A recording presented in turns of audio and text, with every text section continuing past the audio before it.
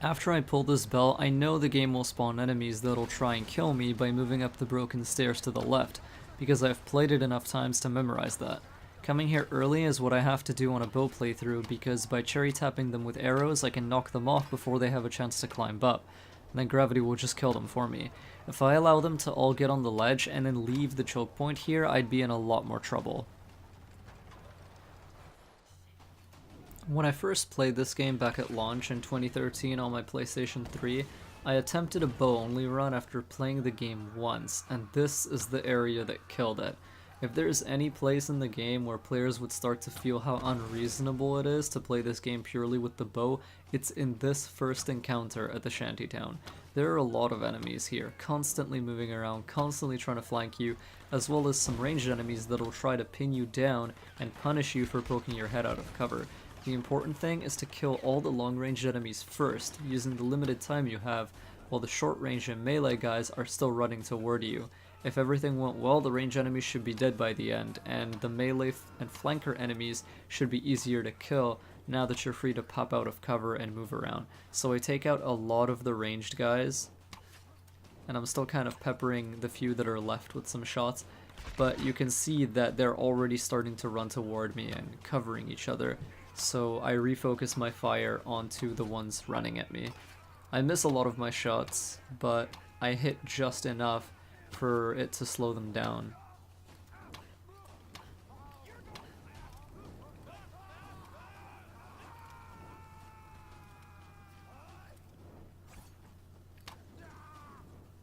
And that's gonna be that. Once I'm done with people, I notice I have a skill point, and I'll use it to learn the dodge counter skill. Dodge counter is weapon independent, which means I can use it no matter what I've currently got equipped. It also uses arrows in its animations, so it fits with the theme of this run. Dodge counter lets me do serious damage to an enemy after dodging their melee attack. It also leaves them stunned long enough to land an arrow shot on them. All in all, it's a really great upgrade for fighting close range enemies, and I'll end up using it quite a bit. This next fight is another of the tough ones, and it really feels like these shantytown fights are much harder than most of the others throughout the rest of the game. They're very much beatable if you use the environment to your advantage though. Dodge counter plays a part here. Hitting an enemy with one will lead to kill prompts over their head too, making this upgrade doubly useful. Something I want to mention is fire arrows do more damage and hit stun than normal arrows, but normal arrows have better range. Deciding between this trade-off is a small choice of tactics, which I like. In this area, it's pretty enclosed and enemies like to push up near to me, so I stay on fire arrows most of the time. Another interesting choice that you can make is when to detonate red barrels. The cool thing about red barrels is they're a bigger target and easier to hit than the human enemies, and tapping them with a single shot guarantees a kill if the enemy is close by.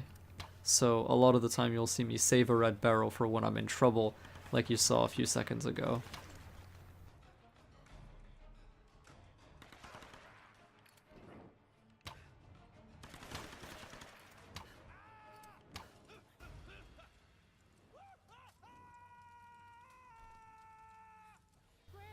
Coming up is the prelude to another fight. Like the guard I shot above us earlier, these two can be killed for some free XP if you have decent aim and react quickly enough. After grabbing my arrows from them, I'll blow up the explosive barrels around this place to prevent them from being used against me. Staying safe is much more important on this run than maximizing damage against the enemy.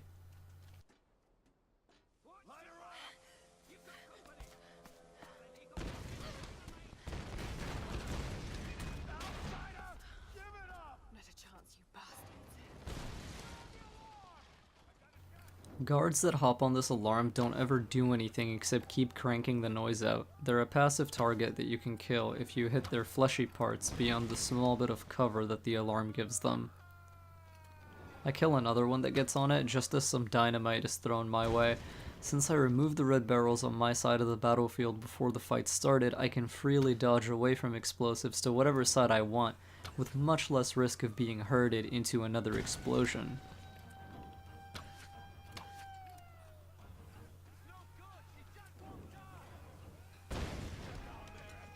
At this point, the enemies put down some zip lines, so melee enemies can start to rush my position. What's funny about this is that even after the melee guys start coming over to my side of the field, the ranged enemies that are hunkered down behind cover on the other side will still throw grenades at me, and sometimes those grenades can end up killing the melee guys that were supposed to take me out. Again, removing the red barrels earlier means I have much more room to scramble and dodge around as I see fit.